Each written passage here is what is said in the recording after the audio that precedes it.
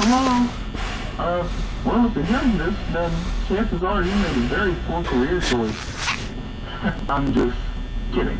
I'm here to kind of help settle you down and talk you through some of the things you can expect to see here during your first week. Now for closure, I want you to forget the previous location. You know, some people still have a somewhat negative impression on the company and such, and the old location was, pretty much left to rot. But I want to reassure you that their entertainment is committed to family, fun, and above all, safety. With that being said, this place should be the safest one on Earth. The new animatronics are pretty exciting. Facial recognition, advanced mobility. The most important thing though, they're all tied into some sort of criminal database, so they can detect a predator from a mile away. Heck, we should be paying them to guard you. Isn't that funny? Remember though, no new system comes without its kinks.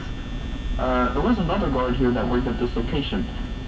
He finished his week, but then he complained about conditions. The same thing happened to him that took place in the previous location he worked at.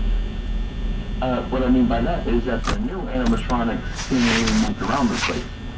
Now, with the new programming, that should be impossible, but the working theory is that they were never given a proper night mode. So, when it gets quiet, they think they're in the wrong room, and they try to go find where people are. In this case, that is your office. But we have a temporary solution for that.